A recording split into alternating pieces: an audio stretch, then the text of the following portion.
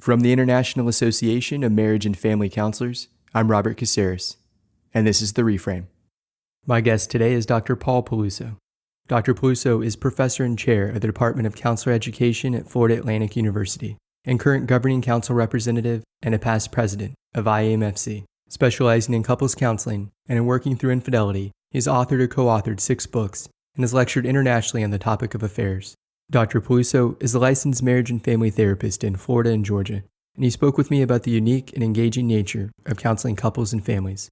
When you're in a couple session, they'll call each other out. They'll say, that's bull. I don't know if we're allowed to curse on this, but, I won't for professional reasons, but they'll say that's BS. That wasn't how it happened at all. And what I find is that being able to get that sense of balance and clarity from folks, that really appeals to me. I love family sessions when, the parents are trying to spin, one version of the truth and the kids call the parents out. That's not how it goes at all. It's like, you favor her and you always, I love that stuff because that's fuel. That's energy, to try to, bring about some changes or help people see another perspective, another point of view, and giving them that opportunity to re-examine what they're saying rather than just dismiss it out of hand, out of defensiveness. And I think that's where some of the real magic comes in. Yeah, that's kind of one of the things that I really like more about couples and family therapy and group counseling, more so than I do with individual. I'll do individual therapy, but gosh, it's nowhere near as energizing for me. Welcome to The Reframe.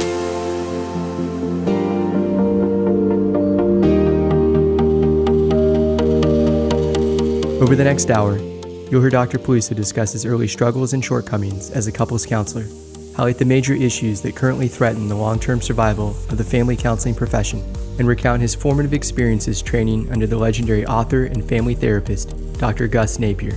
Dr. Peluso also describes his research on infidelity and explains his approach to helping couples make sense of and recover from affairs.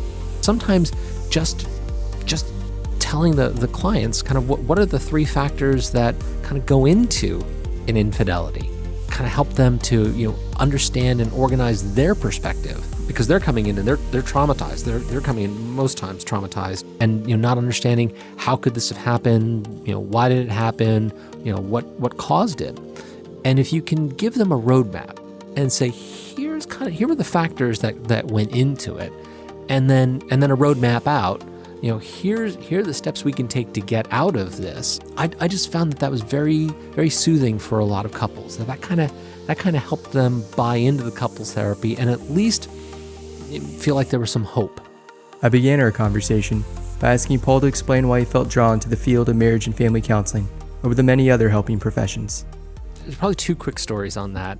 When I was right out of my bachelor's degree, I got a job as they called them house parents at a substance abuse treatment facility, and this was in the Atlanta area. And it was a 9 to 12 month treatment facility for adolescents, and adolescents had a choice.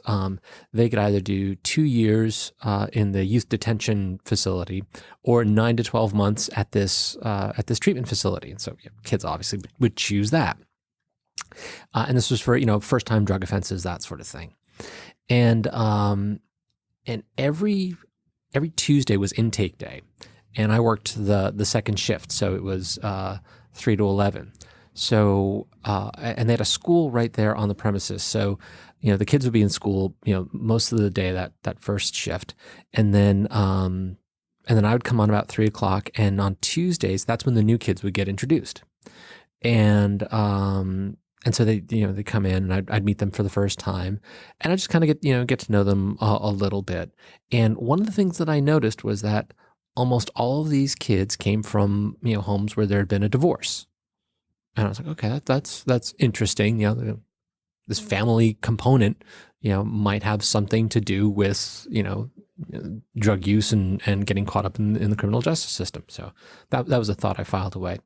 But the other thing was that when these students would go through this program, you'd see incredible transformations. They'd change their view of things. They would, open up. They'd be more congruent with their feelings. They'd take on leadership roles. They'd really embrace recovery. And then we'd have these great graduation ceremonies, and they'd give these speeches, and, there'd be tears and all this. And then we'd send them right back home to the families that they came from. And the families wouldn't have changed at all. And invariably what would happen is within about 3 months, they would relapse and be back in our facility. And that was probably another turning point that made me go, you know what? I mean, we can fix these kids all we want, but we really need to address the family issues. So that kind of set me on that path. And so I was getting my master's at Georgia State University. And at that time, although it was in what they called community counseling at the time, there was a specialization track. You could take coursework in family counseling. So I definitely wanted to do that, and I did. And then the second story of how I knew I wanted to be a family counselor was in my internship. I was very fortunate to be placed in a family counseling agency. It was called Odyssey Family Counseling Center, and it's still in existence today in the Atlanta area. But at the time, they were very heavily family therapy focused, and they did all their family sessions and all their couple sessions were co-therapy sessions. So it was an incredible place to learn family therapy, and there's not a lot of places that do that anymore. And I happened to be invited to participate in perhaps one of the craziest sessions ever. You couldn't do it today, but there was it was a grandmother raising 3 grandchildren, and this family had been a part of the counseling center for a while. There had been generations of substance use going on in the grandparent generation, then this parent generation, and because of substance use, now the grandmother is raising the grandkids, and so the grandmother had a therapist, the older daughter had a therapist, the younger son had a therapist. But the middle daughter didn't have a therapist, and she was, early high school, and so the clinical director felt like, she probably could, use a therapist. So they invited me in on a family session, and I remember very clearly it was on a Thursday, because Thursday were the clinical days there. And all through the morning, we would have clinical supervision meetings. We'd have folks come in and do, they'd either do supervision around group counseling or family therapy or medication management. And so we were doing a lot of processing, a lot of really heavy case conceptualization work, and it was exhausting. And so it was about 4 or 5 o'clock in the afternoon when this session was scheduled. So I get in there, and it's 4 clients and 4 therapists in the room together. Now, I mean, where else would you see that nowadays? Now, this was a nonprofit agency, so they were able to do that. There wasn't that much concern about cost. I mean, there probably should have been one concern about cost, but there really wasn't. And we did family sculpting. We did all sorts of activities working with this family. And I left that session after a little more than an hour with more energy than I came in with. I came in exhausted, and I left completely jazzed. And I knew that was the moment that I knew I wanted to be a family therapist. I wanted to do that kind of work. And it harkened back to the lessons that I'd learned in that substance abuse treatment facility. And it just, it fit. It was me. And so I tell students all the time, you'll know your niche. You'll know what you've found when you can say that you leave with more energy than you came in with. And I've always found that to be a good barometer. And it hasn't failed me yet. Oh, no, I can certainly attest to that. I think about when I was in my doctoral program. And so I worked full time during the day as a school counselor. And then sometimes I would go see like couples or families before I would then have a night class. And it was just like to look at my calendar and see my day, I think like, how am I going to do all of this? Mm-hmm. But you're exactly right. It's like, I may be dragging from, my 9 to 5 job, go into my, part-time private practice. but I would leave there inevitably with more energy and excited to go do further studies because it really is, just the greatest profession. Yeah, absolutely. I love that you said that, that session that made you want to be a family therapist so badly was like the craziest session that couldn't happen today. And very commonly I hear from students, like, I could never be a couples counselor. I could never be a family therapist because it's just too crazy. What are some other aspects of that work that you do find so energizing or so, just exciting? I'll tell you the truth. It's the fact that in a couple session, and especially in a family session, you're going to get closer to the truth, I believe. So I'll go back to one other story from when I was a student. I took an inventory. So one of my professors was Roy Kern, who's very well known in the Adlerian circles, and he had developed an Adlerian lifestyle / personality style questionnaire called the Basis A. And of course, he had all of us, take it and taught us, how to use it and whatnot. And I took it when I was in my very first practicum. And he looked at my results and he said to me, "Oh, I don't think individual therapy is going to be the thing for you."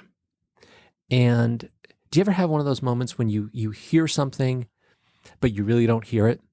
Oh yeah, all the time. So what I heard him say was that, from my own neurotic perspective, that I was going to be no good as an individual therapist. And I was shocked and a little hurt. Like, oh my gosh, I'm not going to be any good as a clinician. I'm kind of all washed up before I even begin. I just really took that personally. And it wasn't until later, it wasn't until I started doing group counseling and then couples and family counseling that I realized what it was he was actually telling me. He was telling me that I was going to be bored with individual therapy. Just doing individual therapy wasn't going to work for me. That I liked the dynamics. I liked the interplay between folks. And I definitely find that in couples and family therapy, because in individual therapy, everybody's always the hero. Nobody's ever, the bad guy. Nobody's ever at fault. And if they do something wrong, they justify it because somebody else, and you always hear kind of one skewed perspective on things. When you're in a couple session, they'll call each other out. They'll say that's bull. I don't know if we're allowed to curse on this, but I won't for professional reasons. But they'll say that's BS. That wasn't how it happened at all. And what I find is that being able to get that sense of balance and clarity from folks, that really appeals to me. And in group sessions and family sessions, I love family sessions when, the parents are trying to spin, one version of the truth and the kids call the parents out. And, that's not how it goes at all. It's like, you favor her and you always do that. Yeah. I love that stuff. Because that's fuel, that's energy to try to bring about some changes or help people see another perspective, another point of view, which is more than just them hearing the information, because it's not the first time that they had heard, oh, you favor Johnny over me, but it's I'm wondering, can you see what it feels like for her? Can you change your position? Can you look through her eyes? And giving them that opportunity to re-examine what they're saying rather than just dismiss it out of hand, out of defensiveness. And I think that's where like some of the real magic comes in. So yeah, that's kind of one of the things that I really like more about couples and family therapy and group counseling, more so than I do with individual. I'll do individual therapy, but gosh, it's nowhere near as energizing for me. Well, you're clearly very passionate and up for a challenge. And one of the challenging presenting issues that you've written extensively about and recently published a book on is the issue of infidelity. Mm-hmm. So I was wondering if you could just kind of speak about some of your experiences and approaches to addressing that prevalent and challenging issue. Sure. So I had the really good fortune of working with John Carlson. And the first book that I did was actually I did a revision of John Carlson and Len Sperry's. It was called Marital Therapy the first time. And that was a book that had been published in the early 90s, and they needed a revision to it.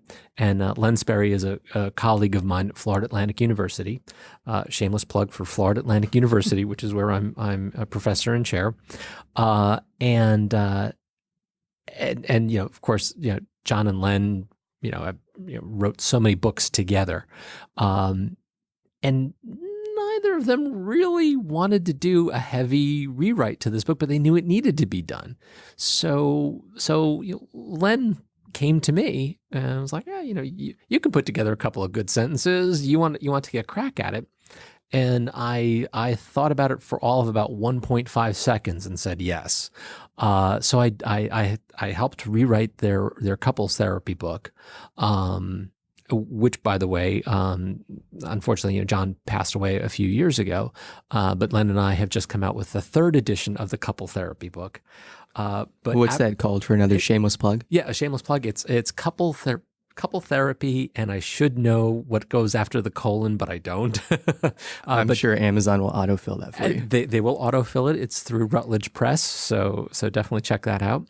Completely updated for the 21st century. But so after we finished the second edition of that, John came to me and he said, you did a good job with the couple therapy book. I have this family therapy series through Routledge Publishing. Do you want to do another book?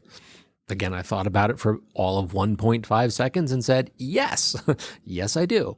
And he's like, okay, propose one. I was like, what? Because I thought, well, he was going to come to me with the idea and then I'd run with it. And no, John was like, find a topic and we'll see if it's worth doing. So, I had a couple of false starts and I was looking, for different ideas and, trying to make something happen. And then, of course, I went back to my own experiences and I thought to myself, what was the book that I wanted the most when I was first starting out? What was the book that I needed the most when I first started out? And I went back and the topic that was the most confusing to me, and that I felt like I really wasn't very good at helping, was when it came to infidelity.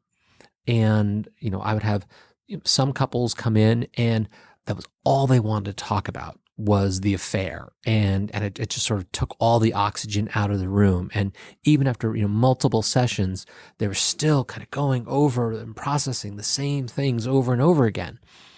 And then I would have other couples who, even though, they'd acknowledged that an infidelity had occurred, would never talk about it. It was like this. It was like the third rail.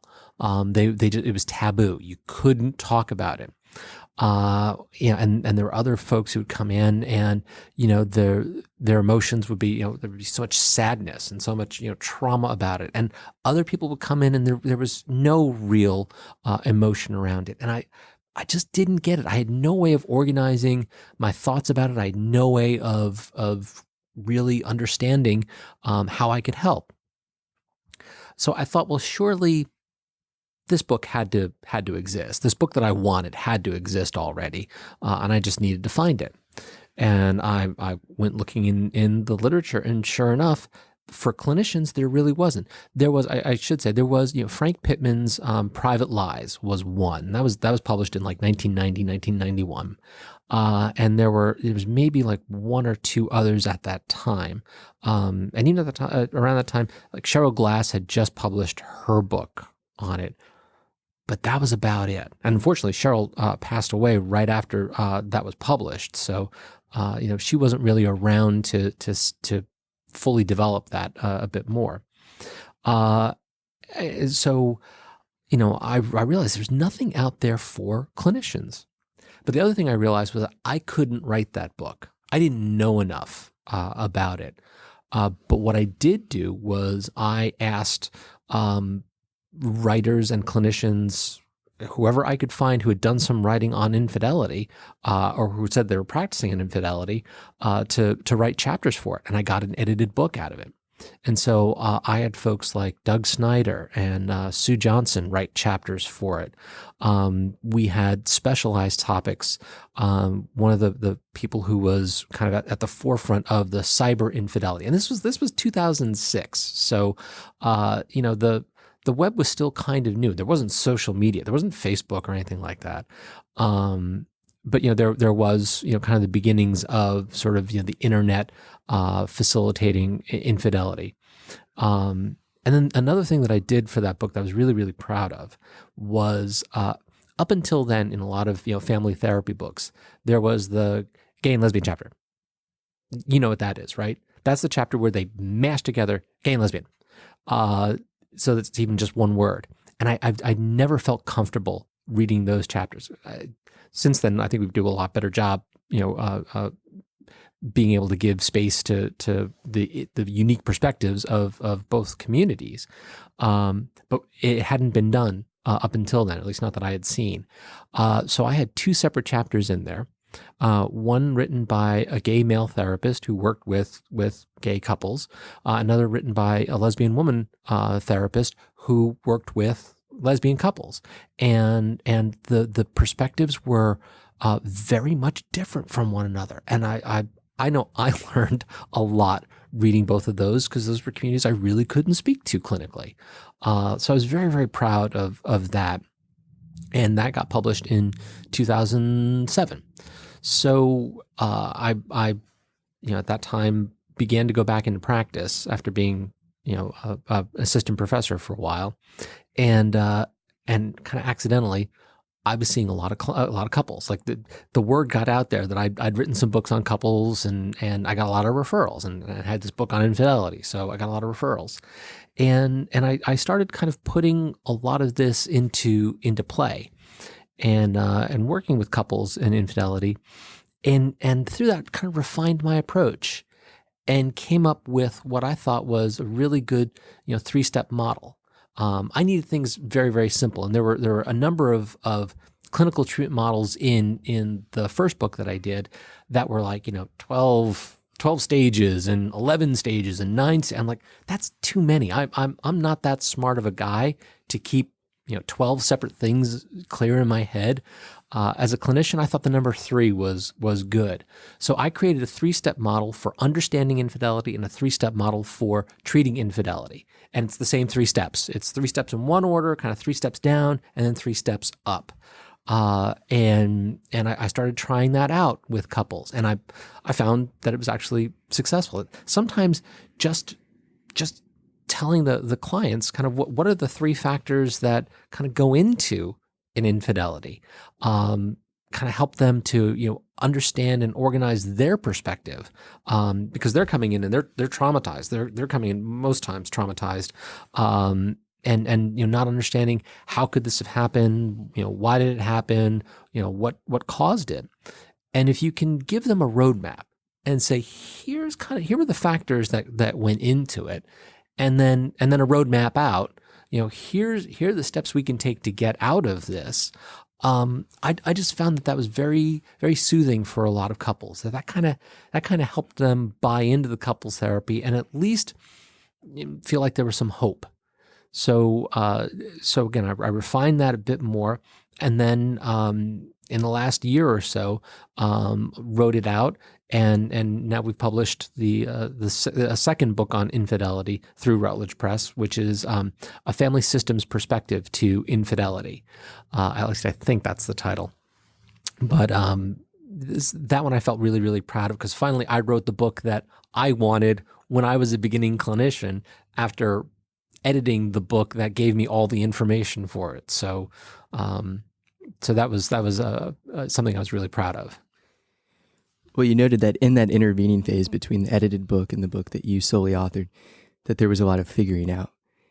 Yeah. What are some of the common pitfalls that you initially encountered, or that you hear of clinicians typically falling into when treating infidelity? Yeah. So after I came out with the edited book, I had the very good fortune of and without knowing it actually, being the first guest editor of a issue of the Family Journal. And Steve Southern, who is the journal editor, gave me that opportunity, and we did a special issue on infidelity. And in there, I refined an idea that I introduced a little bit in the book, but got was able to develop a little bit more, and that had to do with really just me reflecting on my own misfortunes and missed opportunities with couples.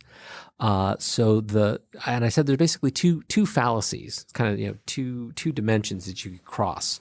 And the first was the fallacy of being too shallow, of not of being too timid with couples and not really probing deeply, even if you have a suspicion or an inkling. Because one of the things that I discovered in looking at some of the research on infidelity was that it's the number one issue that couples come into couples counseling with. However, about half of the couples who come in for couples counseling where infidelity is an issue don't identify infidelity as an issue going in. Half the time it gets revealed during the course of couples counseling. So if you're too timid, if you're too shallow, even if you suspect, but don't go there, don't probe, don't ask the question, then couples by and large are not likely to identify it unless or until they're A, ready to, or B, trust you enough. So I caution people to not be too shallow, not keep things on the surface too much, but to ask the question, have you ever cheated on your partner? Do you have any reason to suspect that your partner has cheated on you? And it's amazing what you'll find if you just ask the question. And then the other fallacy is what I call missing the obvious. And I remember, a couple who came in, and I think there were a number of things that were going on, but one of the things that they came in and they listed on their intake sheet was that they hadn't had sex in a year. And I tried, asking them around that, and they're like, no, we just really don't want to. It's just not an issue for us. And they were having kind of mild communication issues, and it was obvious that they were, one of the two of them was seeing someone else. Turned out about a year or two later, one of the couple came in for individual therapy and told me the real story. And the real story was that their partner had been seeing someone else, that they actually knew that they were seeing someone else, but because of their own issues when it came to sex and sexuality, they were kind of okay with them, having, getting their sexual needs met by someone else, and they just never talked about it. But eventually, that created far too much pressure, and they broke off the relationship. So it's that idea of kind of missing the obvious. In retrospect, it was perfectly obvious to me that was what was going on. So I think those are two major fallacies, that if you're too shallow and you miss the obvious, then you're never going to get to any of the core issues, but I think especially when it comes to infidelity. So that was a kind of a litany of pro tips for addressing infidelity. It also sounds like if you're going to do couples work, you're going to encounter this at some time or another. Absolutely. Like I said, it's the single biggest reason why couples come in for couples counseling. And so having that mindset of almost being proactive and preparing yourself, clinically with necessary expertise, but even just dispositionally, that may come up organically. It may be stated in the intake, but also it may just kind of come out unexpectedly, almost to be ready for that. Yeah. And for that, I think you have to be prepared for dealing with infidelity. And that was one of the other things that I learned in the literature, was that I actually wasn't alone in thinking that I'm ill-equipped for dealing with infidelity. As a matter of fact, there were two separate research articles and surveys of couples counselors, and they rated that infidelity was the number one issue that couples came in for. infidelity was the number one thing that couples counselors felt least prepared to treat. And I just thought that was so incongruous. It's like going to your doctor and they say that they can't help you with, the common cold. It's like, well, that's the thing that most people are walking in with.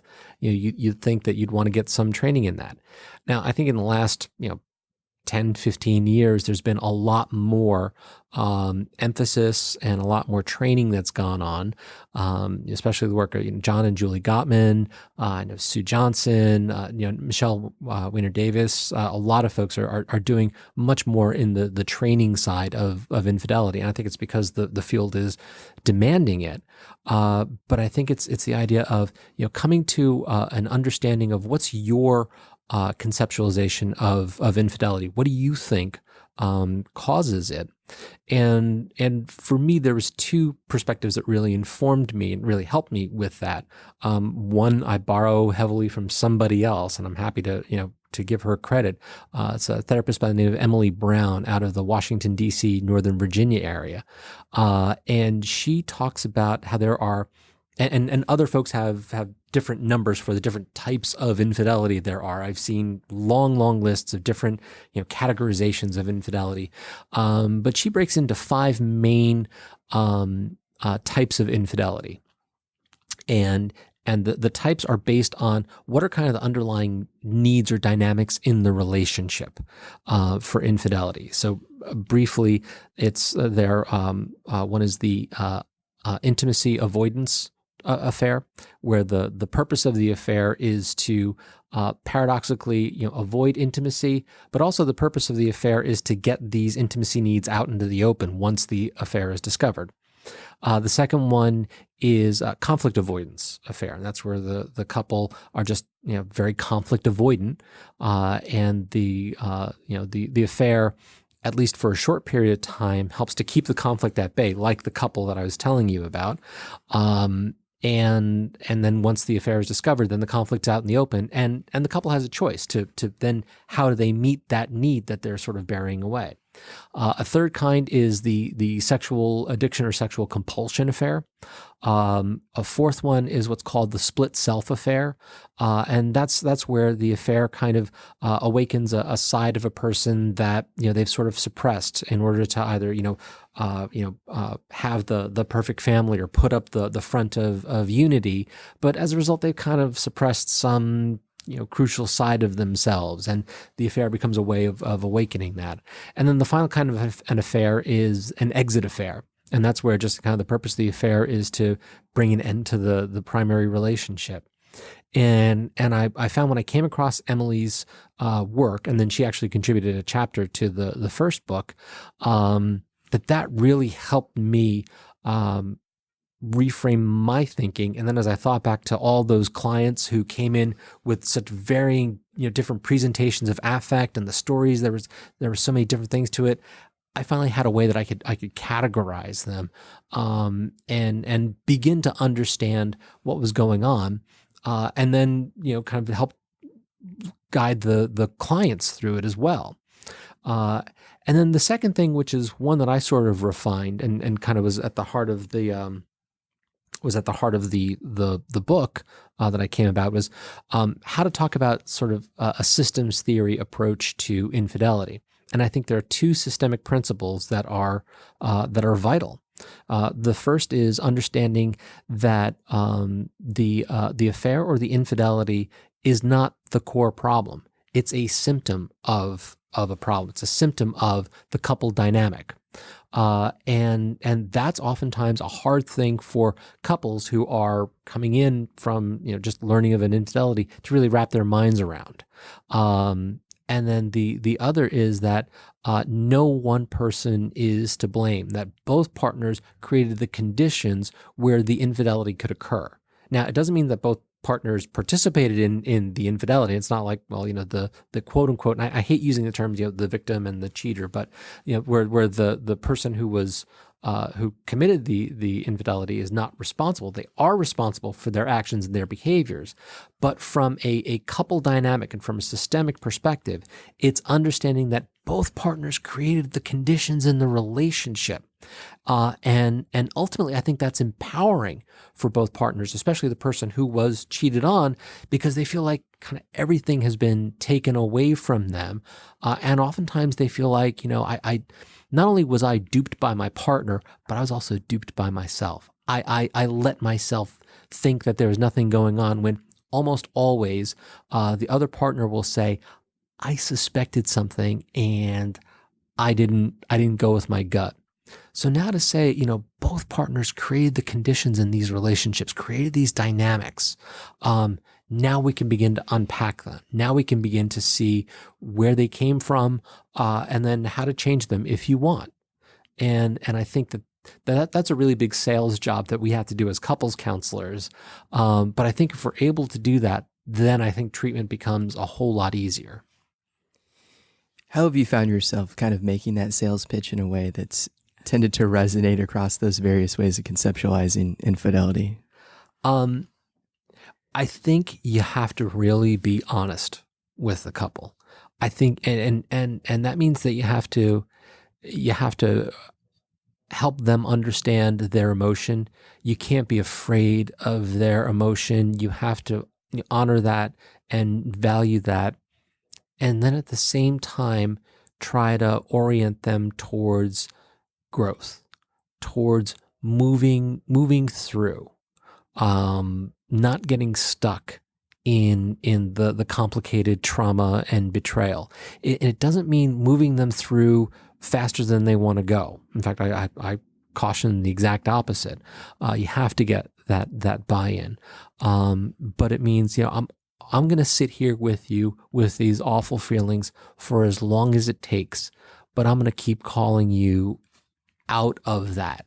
Is it time for us to move forward? Is it time for us to look at this and start talking about a future, start talking about a next step? And, a lot of times there's grief work. A lot of times it's saying, yes, we have to say goodbye to this relationship, but begin to develop a new relationship. And what could that look like? What could that be like? And for some people, the new relationship is not with the old partner. and sometimes that's a result. That's an outcome. It's sad when it happens, but it does.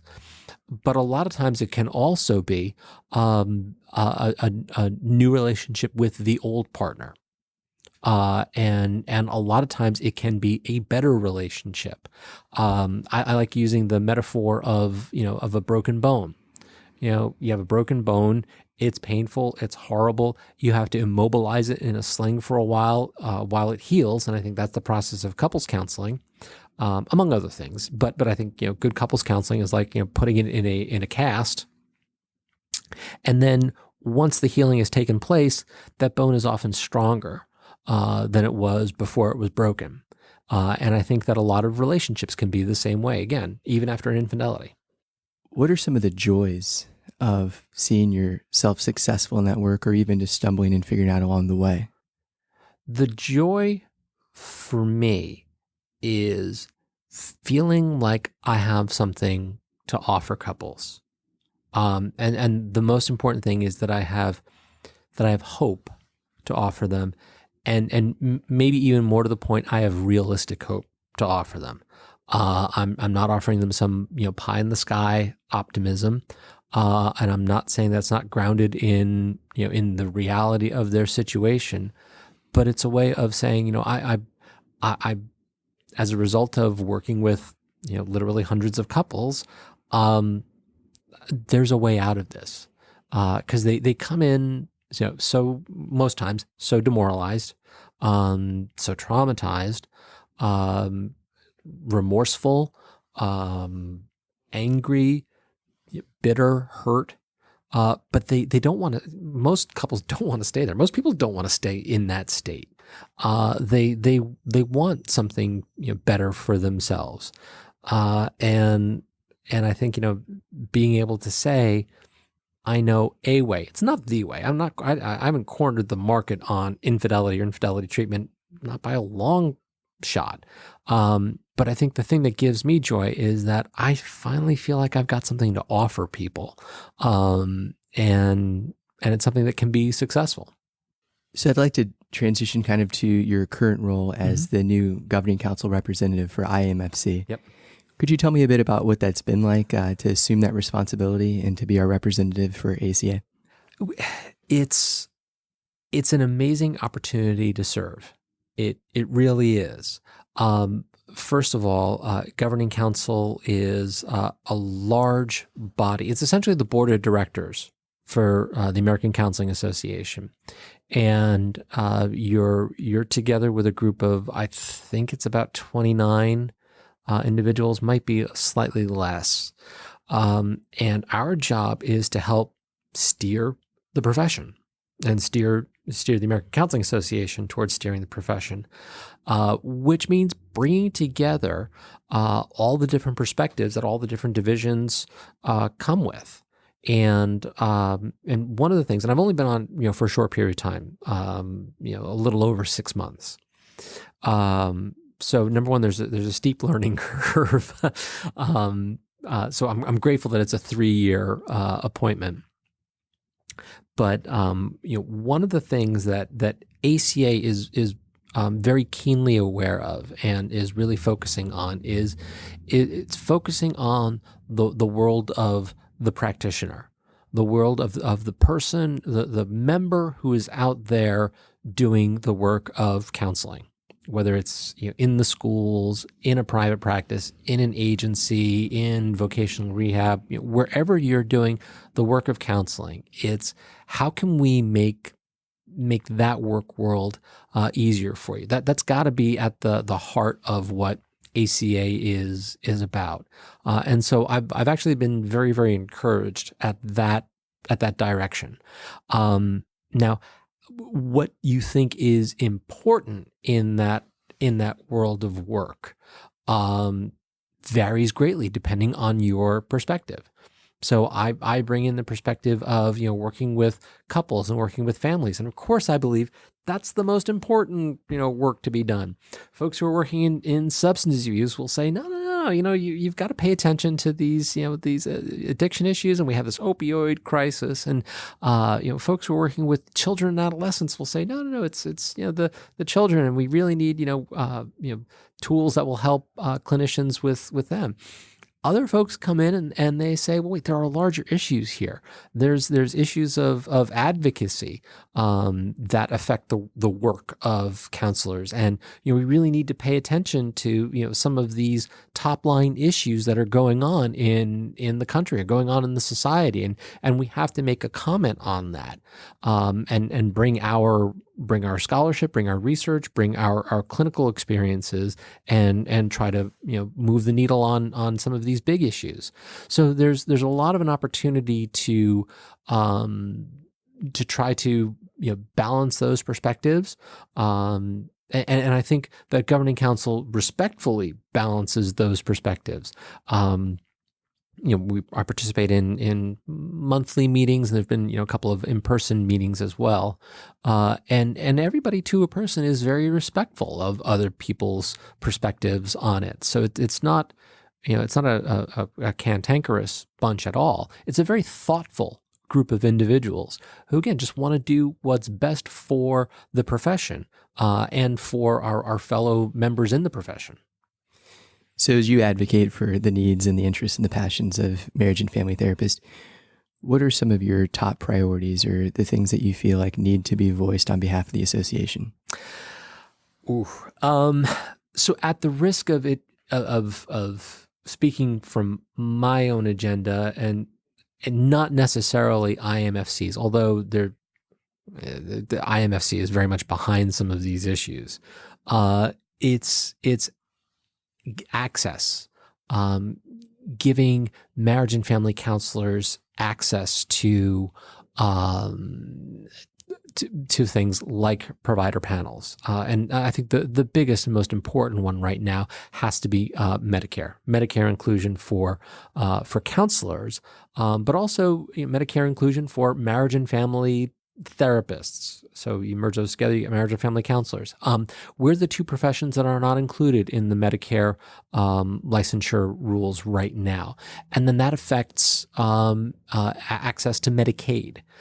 So, a lot of people think, well, Medicare, that's older populations or SSI. That really doesn't affect me. Well, actually it does. If counselors aren't written into the Medicare law, then in a lot of states, we can't access Medicaid funds. And that deals a lot with children and families.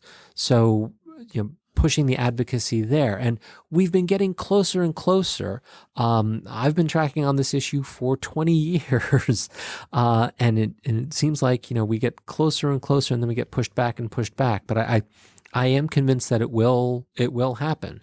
And hopefully in the very near future. I think, unfortunately, crises like the opioid epidemic are forcing the entire healthcare field to look for solutions that maybe haven't been tried or haven't been tried well. And I think couples and family counseling is a very good avenue for that. Two other things I'll mention really briefly in terms of kind of the world of work and how couples and family counselors need advocacy. One has to do with the VA, with the Veterans Administration and helping veterans. The horrible statistics, as you know, and probably a lot of the listeners know, is that on average, there's 22 suicides a day by military veterans. That's exactly 22 suicides too many. And we know of the issues of multiple deployments and the impact on families.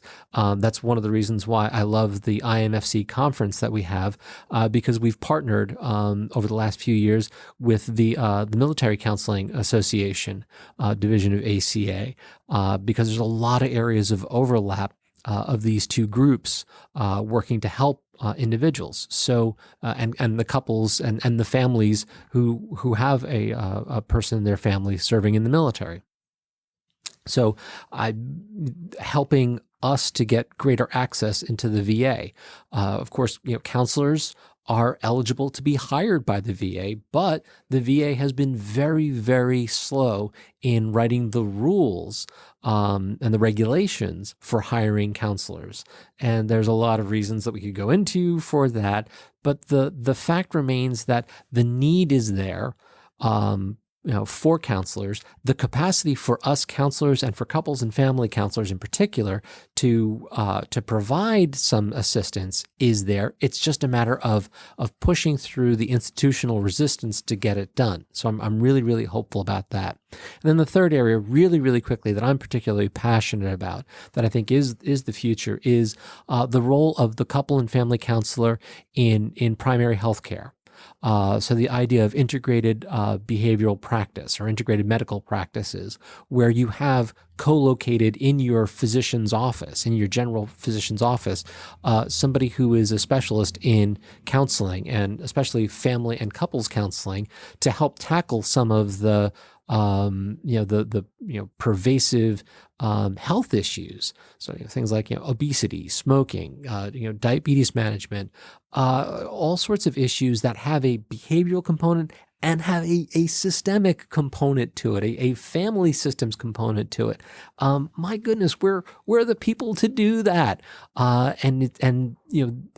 It has not become a perfect model yet in terms of paying for these services and fully integrating folks into these practices, but it's coming, and we have a great role to play in it. And so I'm really excited about that. So those are the types of things that I think are really important for couples and family counselors to pay attention to. And I feel strongly that part of my role on governing council is to advocate for these things and advocate for access for couples and family counselors.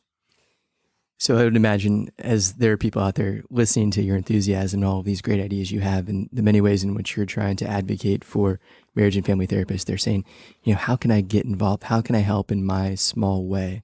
What might be some opportunities or areas of need where people out there who are listening could get involved with IMFC? Sure. So I think there are three really important ways. The first shameless plug for IMFC is just become a member of IMFC.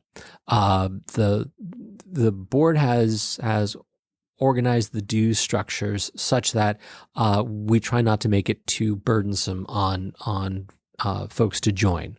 And I think there are a lot of member benefits to it. We have a fabulous journal. We have these podcasts for training. We offer the family counseling conference every year. And I think that those are great ways or great benefits that our members can get access to if you're a member of IMFC. IMFC also offers a lot of opportunities for training internationally, work overseas in places like the UK and Turkey, and we're making inroads into China, Saudi Arabia, Eastern Europe, Africa. So there are members who are doing incredible things internationally, and so if folks have an interest in that, in exploring family dynamics and couple dynamics across the globe, there's a reason why there's an I in our name. That I is for international. The other way to get involved is looking at our committee structure and volunteering on committees. We are, in some respects, a nice size organization. I won't say we're a large organization, but we're definitely not a small organization. We have a good number of members, but it doesn't take much to make connections in the organization. Being a member of a committee, that's really how I got started. Being involved in leadership in IMFC was I was a part of the membership committee for a while, and then eventually chaired it. So what happens is, once you step onto that train, it takes you to the destination. I started as a member of the membership committee, then I became chair of the membership committee, and then I got elected to board member at large, and then I got elected as president-elect, and then president, and then governing council representative. So it's very easy once you start on that.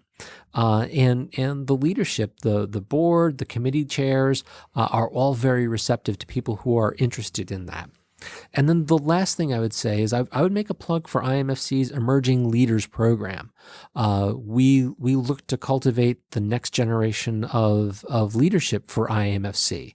IMFC's been very, very blessed. We're slightly over 30 years old.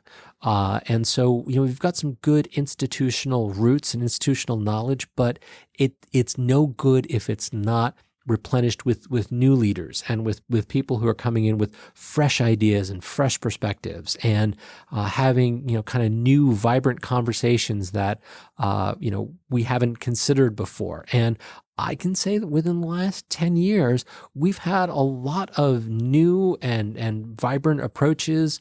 Again, as I said, our connections with some of the other divisions, working across divisions to bring people in and do cross trainings. It just informs our practice so much more. And that's one of the things that I love about the conference, is that the conference really is a practitioner's conference. It's not an academics conference. And in a lot of ways, it reminds me of the types of sessions that I used to go to when I'd go to ACA, when I was first starting 25 years ago. And you don't see as many practice-oriented offerings at the ACA conference. They're now going to some of the divisional conferences to get those practice-oriented trainings, and the IMFC conference is definitely one of those that offers those.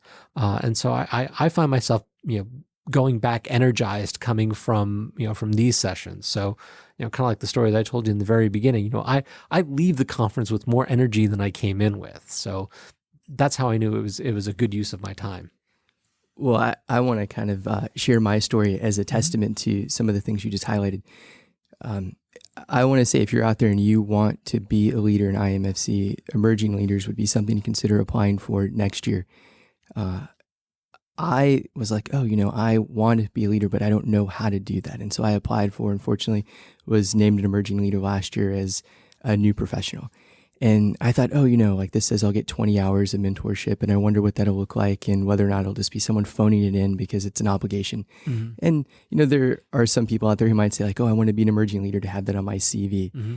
But I've certainly found in my, brief time and involvement with IMFC that this year of, going from emerging leader to then being given immediate responsibilities of getting to chair 2 committees now, that you can be young and relatively inexperienced or feel like you have innovative or novel ideas. And especially I'd say at this moment under the leadership of Dr. Sam Gladding, who's, like the king of creativity, Mm-hmm. those fresh young ideas and that new blood is so welcome and encouraged, and we're hungry for it. And I say that as someone, who's aspiring to be a leader, who has been blessed with kind of the opportunity to do this podcast, that if you're out there and you're kind of on the fence, this can be a great home for you, because those new ideas, the youthfulness, the enthusiasm that you might bring will very much be appreciated and put to work here. I couldn't agree more. Again, it's just having that courage and that willingness to step forward. The desire is one half of it. You have to have the desire to do it, but then to have the courage to put your hand up in the air and say, I'm willing to. You will find a ready reception at IMFC. Yeah, that's definitely the other side of the coin, because I tend to be the person who's maybe more like thoughtful and reserved than courageous. Mm-hmm. And I've found here that I've very much been challenged to be more courageous, but balanced with incredible support and mentorship, that those things that may seem scary or new or out of the ordinary very much is supported. Mm-hmm. And I've felt very much encouraged and given kind of some of the new skills and insights and knowledge that I didn't previously have to help me kind of do these things that I was initially scared to do. I think another thing that's really important is that at this moment, I think the work of couples and family counseling is important for all the reasons that we've been talking about. But I think it's also under a bit of pressure and even a bit of threat. I think that couples and family counseling, if we're not careful, could be extinct. I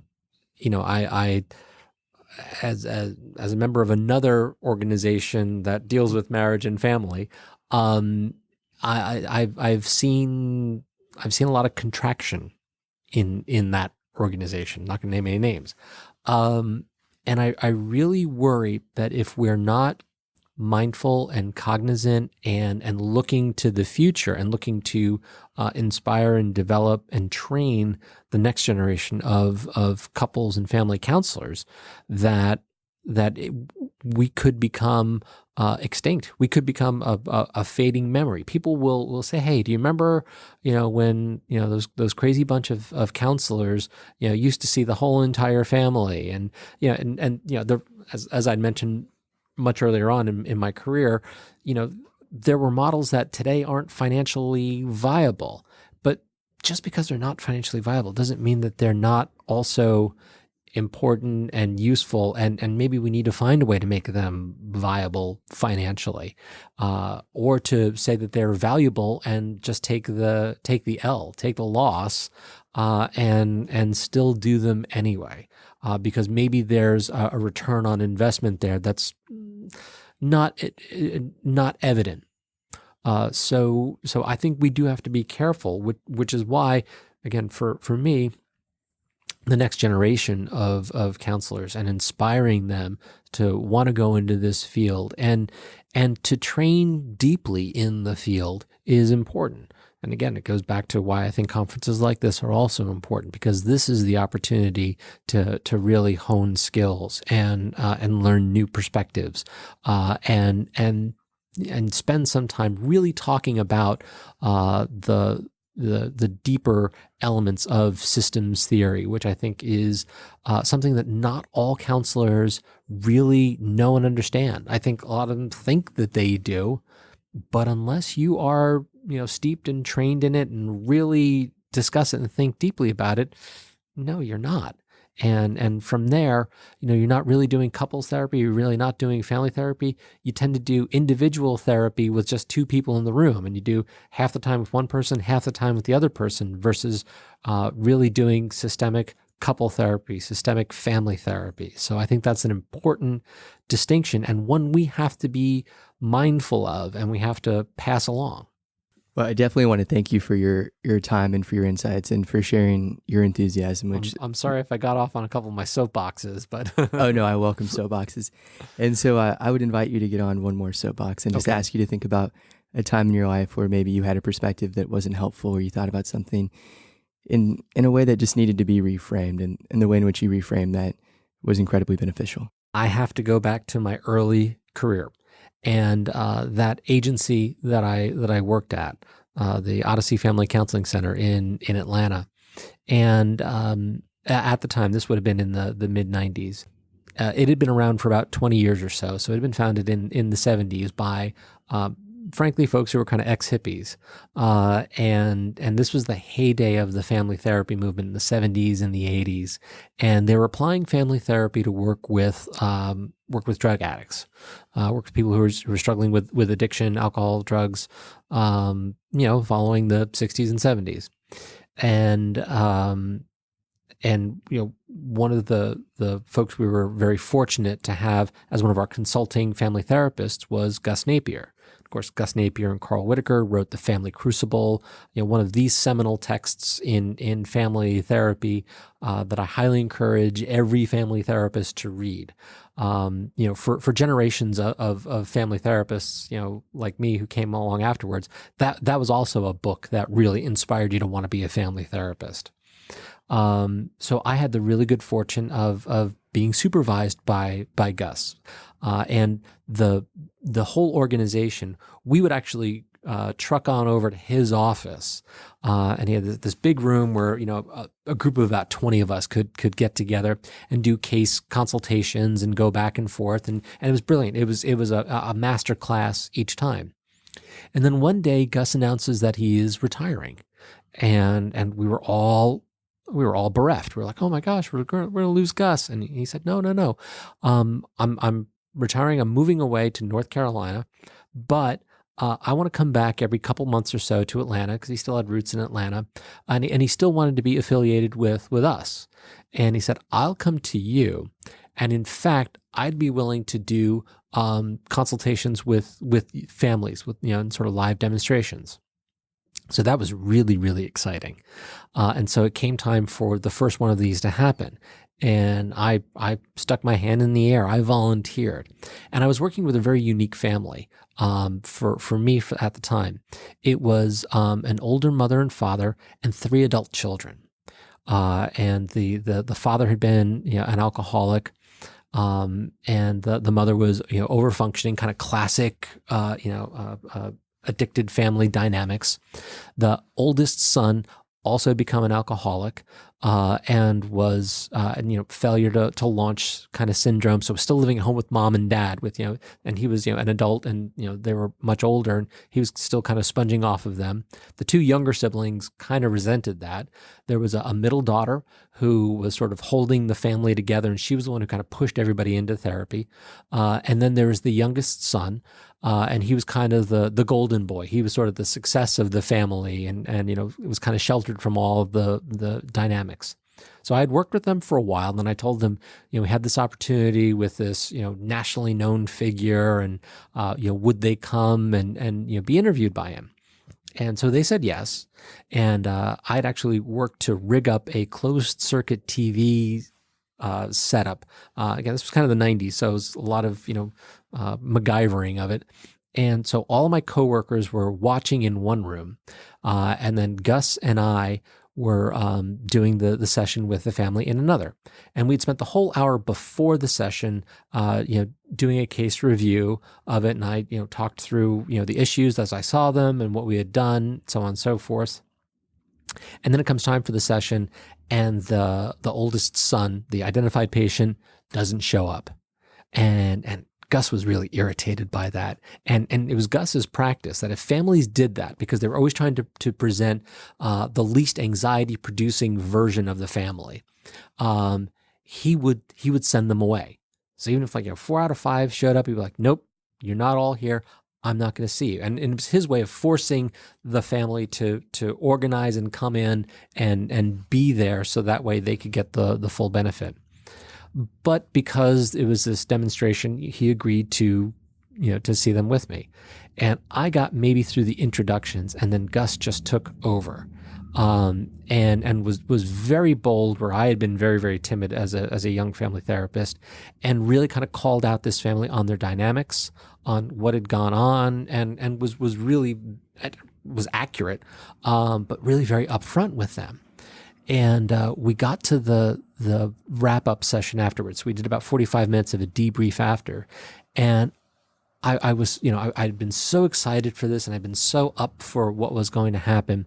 And we got in there, and I was so dejected. I was so deflated. I was kind of sitting in my chair, and Gus was doing some talking, and then he looked at me, and he said, "What's wrong, Paul?" And I pointed to the picture of the genogram that I had created for this family, lovingly created this, great genogram and whatnot. And I pointed to the genogram, and I said, "You know what? 2 hours ago, I was so much more optimistic about this family. I was so much more enthusiastic and hopeful about this family. And now, after kind of, going through the session and kind of hearing what you have to say, I'm less hopeful. I'm not, I just feel really, really discouraged about this family." And he said something to me that I will never forget, and it has stuck with me ever since then. He sat bolt upright in his chair, looked me straight in the eye, and he said to me, and pointing to the genogram, looked at me and said, "You know what, Paul? That's not your family, and that's not your mess. That's their family, and that's their mess. And you don't need to take that home with you. You have your own family. You have your own things to deal with, but don't take on your clients, and don't take on that burden." And that really stuck with me. And that really kind of changed the way that I saw it. Because again, as a beginning counselor, I took responsibility for whether or not my clients got better, and whether or not they were going to improve and be successful, and that their success was a marker of my ability, not just my success, but my ability as a clinician. And I went back to my office, and I wrote down on a sticky pad, a little yellow sticky pad, in quotes, "It's not your mess," close quotes, Gus Napier. And I stuck it on my wall. And in the intervening years, especially in the very beginning, when I would have a session, a couple or family session that didn't go well, or a group session where I felt especially beat up, or not really productive, not really successful, I would stare at that until it finally sunk in, until I finally actually believed it, because I wanted to take on the responsibility and the burden. And that really, really helped me kind of reframe how I saw myself as a clinician. And I still have that sticky pad. I still have that quote today in my office. As a faculty member, I still carry that with me. The Reframe is a production of the International Association of Marriage and Family Counselors. If you enjoyed today's episode, please rate and review the show in Apple Podcasts. Thanks for listening. Join me next month on The Reframe.